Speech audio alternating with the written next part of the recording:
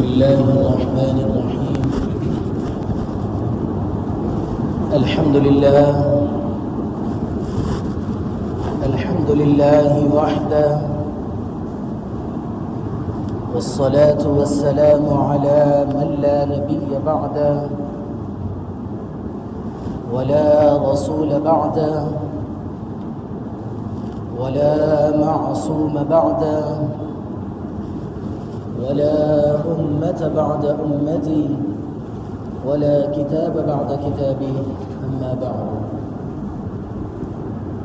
انتہائی واجب الاحترام، قابل صد احترام بزرگان دین، نوجوانان اہل سنت، السلام علیکم ورحمۃ اللہ وبرکاتہ. گزشتہ جمعہ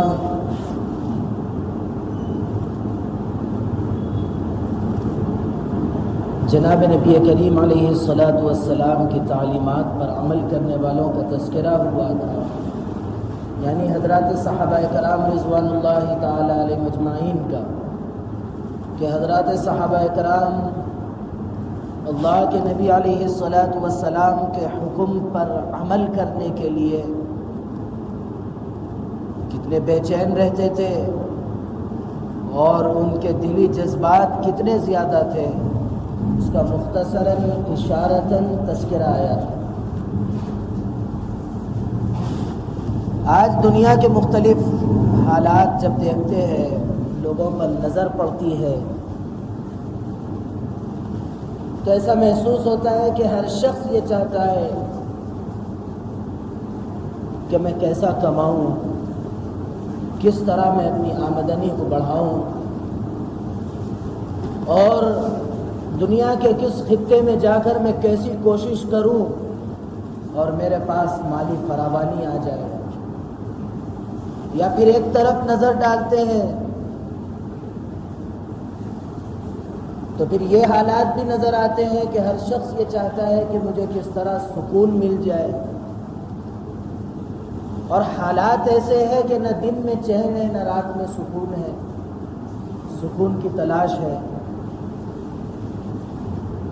تب بھی سکون میسر نہیں ہے. اور پھر اس کے لیے مختلف بھاگ دوڑ کرنے کے بعد بھی سکون کے وہ حالات میسر نہیں ہیں. جب ہم اس طرف نظر ڈالتے ہیں تو پھر شریعت کی روشنی میں جناب نبی کریم علیہ الصلاۃ والسلام کی تعلیمات پر جب نظر ڈالتے ہیں تو ان تمام چیزوں کا حل ایک جگہ مل جاتا ہے. اللہ کے نبی علیہ الصلاۃ والسلام نے ارشاد فرمایا کہ اگر کوئی شخص یہ چاہتا ہے کہ اللہ رب العزت اس کو مالی فراوانی عطا فرمائے تو پھر اس کا طریقہ کار یہ ہے کہ وہ شخص استغفار کی کثرت کرے. اب استغفار مختلف ہے، ہم نے مختلف فضائل سنے، چاہے آپ استغفر اللہ کا ورد کرے، یا پھر استغفر اللہ من کل ذنب واتوب الیہ کا ورد کرے، یا 5ویں کلمے کا ورد کرے، استغفر اللہ الذی لا الہ الا هو الحی القیوم واتوب الیہ، مختلف. لیکن یہاں پر رک کر ایک جو بات سمجھنے کی ہے وہ یہ ہے کہ استغفار کی جہاں کثرت ہوگی وہاں اپنے آپ کو اللہ سے رجوع ہونا ہے اور گناہوں سے احتیاط کرنا ہے. اور جو شخص ان چیزوں سے بچتا ہے، گناہوں سے بچتا ہے، تو قرآن کریم نے بھی ان شخص ایسے لوگوں کے بارے میں، ان کے رزق کی فراوانی کے بارے میں یہاں تک کہا ہے کہ اللہ تعالیٰ ان کو ایسی جگہوں سے رزق عطا فرمائے گا کہ وہ جس کا گمان بھی نہیں رکھتے ہیں. اور اللہ کے نبی علیہ الصلاۃ والسلام نے بھی ارشاد فرمایا کہ جو شخص استغفار کی کثرت رکھتا ہے تو اللہ تعالیٰ اس کو غیر متوقع جگہوں سے رزق عطا فرماتے ہیں. ایک ہی جگہ پر سکون بھی مل رہا ہے اور پھر رزق کی فراوانی بھی مل رہی ہے. وہ صرف ایک اللہ کے نبی علیہ الصلاۃ والسلام کا حکم آپ کی بتائی ہوئی تعلیم وہ ہے استغفار۔ اب سوال یہ پیدا ہوتا ہے کہ استغفار کی کثرت ہم کرتے بھی ہیں تو پھر ہم کو وہ سکون میسر نہیں ہوتا، ایسی رزقی فراوانی ہم کو محسوس نہیں ہوتی، تو پھر آگے بڑھ کر یہ سمجھنا چاہیے، مثال سے اس بات کو سمجھنا چاہیے کہ جہاں روشنی آئے گی وہاں خود بخود اندھیرا ختم ہوگا، جہاں اندھیرا ہوگا وہاں ظاہر سی بات ہے کہ روشنی کا کوئی نام و نشان نہیں ہوگا۔ اسی لیے جہاں جس دل کے اندر اللہ کی محبت ہوگی اس دل کے اندر ظاہر سی بات ہے کہ دنیا کی محبت نہیں ہوگی، اور جس دل کے اندر دنیا کی محبت ہوگی اس دل کے اندر اللہ کی محبت کبھی نہیں ہو سکتی، اور جس دل کے اندر اللہ کی محبت بیٹھ جاتی ہے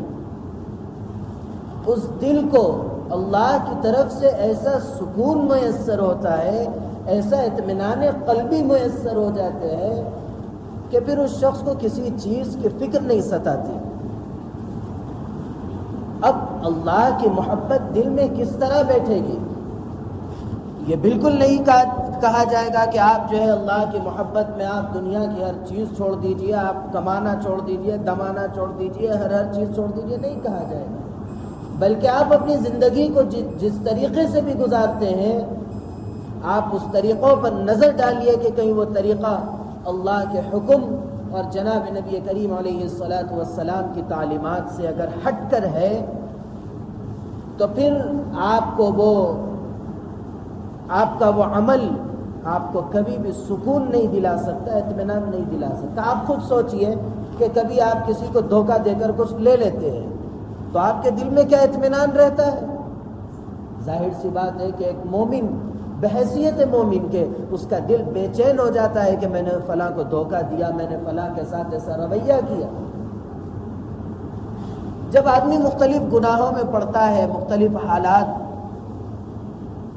سے وہ گزرتا ہے، یعنی اللہ کے حکم اور جناب نبی کریم علیہ الصلاۃ والسلام کی تعلیمات سے ہٹ کر جو وہ وقت گزارتا ہے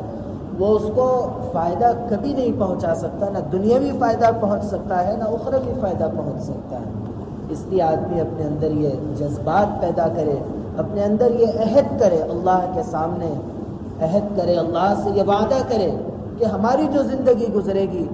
وہ آپ کی تعلیمات کے مطابق گزرے گی، تبھی ہم کو سکون میسر ہوگا، تبھی ہم کو اللہ کی طرف سے رزقی فراوانی میسر ہوگی۔ اللہ رب العزت جن چیزوں کا وعدہ کرتے ہیں اللہ رب العزت وہ دیتے بھی ہیں، لیکن اس کے لیے جو شرائط اللہ نے رکھی ہے اس کو پورا کرنا پڑتا ہے۔ اللہ نے رزق کا وعدہ کیا تو وہ تقوی کی بنیاد پر کیا، آپ جتنا تقوی اختیار کرتے ہیں اتنا آپ کو رزق کی فراوانی نصیب ہوتی ہے۔ اور ایک چیز جو ہماری نظروں سے گزرتی ہے کہ جن گھروں کے اندر جو حالات سے دوچار ہوتے ہیں لوگ، چاہے رزق کی فراوانی کے اعتبار سے ہو، چاہے گھریلو معاملات کے بگڑے ہونے کے اعتبار سے ہو، تو وہاں نظر جب پڑتی ہے تو پھر ہم جس نتیجے پر پہنچتے ہیں وہ یہی نتیجہ کہ اس گھر کا ماحول دینداری کا ماحول نہیں ہوتا ہے، اولاد بے قابو نظر آتی ہے، اولاد والدین کی نافرمان۔ جب ظاہر سی بات ہے کہ جو شخص والدین کا نافرمان ہے وہ 100% اللہ اور اس کے رسول کا نافرمان ہے۔ اسی لیے جن گھروں کے اندر بے اطمینانی کی کیفیات ہوتے ہیں اس پر نظر جب پڑتی ہے تو صاف طور پر 2 اور 2 4 کی طرح واضح ہو جاتا ہے کہ اس گھر کے اندر اللہ کی نافرمانی ہوتی ہے، نمازوں کے اہتمام سے وہ گھر خالی ہوتے ہیں جن گھروں کے اندر بے اطمینانی ہوتی ہے۔ کرتا ایک شخص ہے لیکن اس کی نحوست دیگر افراد پر بھی پڑ جاتی ہے۔ اس لیے سکون اطمینان اور اللہ کی طرف سے رزق کی فراوانی کا حل یہ ہے کہ آدمی اپنے گھر پر نظر ڈالے، اپنے گھر کے ماحول کو بہتر بنائے۔ اگر وہ بہتر بنے گا، دینی ماحول بنے گا، گھر کے لوگ ٹھیک ہے آپ جو دنیاوی اعتبار سے جو اپنی خواہشات پورا کرنا چاہتے ہیں کریے، لیکن جو دائرہ ہے حلال کا، جو دائرہ ہے اسلامی اجازت کا، وہاں تک آپ آگے بڑھیے، وہاں تک کوئی منع نہیں ہے۔ آپ دنیاوی ترقی کے جہاں تک پہنچ سکتے پہنچیے، لیکن جو دائرہ حلال کا ہے اس دائرے سے آپ باہر مت نکلیے۔ اللہ کی ذات سے امید ہے کہ اللہ رب العزت ہم سب کو رزق کی فراوانی میسر فرمائیں گے، دلی سکون نصیب فرمائیں گے، قلبی اطمینان ہر شخص کو میسر ہوگا، لیکن اس کے لیے شرط یہی ہے کہ وہ شخص اللہ اور اس کے رسول صلی اللہ علیہ وسلم کی تعلیمات پر عمل کرنے کا عہد کرے۔ جب یہ شخص عہد کرتا ہے تو اللہ کی طرف سے جو وعدہ ہے وہ پورا ہوگا۔ اللہ رب العزت ہم سب کو استغفار کی کثرت نصیب فرمائے۔ اللہ رب العزت ہم سب کو گناہوں سے بچائے، ہر صغیرہ کبیرہ گناہوں سے بچائے، اور اللہ رب العزت ہمارے ہر گناہوں کو معاف کرے۔ وہ گناہ جو ہم جانتے ہیں وہ گناہوں کو بھی معاف کرے، جو گناہ ہم نہیں جانتے وہ گناہ بھی معاف کرے، جو یاد ہے وہ بھی اللہ رب العزت معاف کرے، جو یاد نہیں ہے وہ بھی اللہ معاف کرے، اور ہماری زندگیوں کو پاک صاف بنائے، اور اللہ رب العزت ہمارے دلوں کے اندر نیکی کے جذبات ابھارے۔ اللہ رب العزت ہمارے گھروں کے اندر جو کمیاں ہے جس کی وجہ سے ہم سکون سے محروم ہیں، اللہ رب العزت ان کمیوں کو ختم فرمائیں، ہمارے گھروں کے اندر خوبیوں کو پیدا فرمائیں۔ اللہ رب العزت میرے کہنے اور آپ کے سننے کو قبول فرمائیں۔ اللہ رب العزت کہنے سننے لکھنے پڑھنے سے زیادہ عمل کی توفیق عطا فرمائیں، عمل کی باتوں پر عمل کرنے، بچنے کی باتوں سے بچنے، اور عقیدے کی باتوں پر عقیدہ رکھنے کی توفیق عطا فرمائیں۔ آمین وآخر دعوانا ان الحمد للہ رب العالمین۔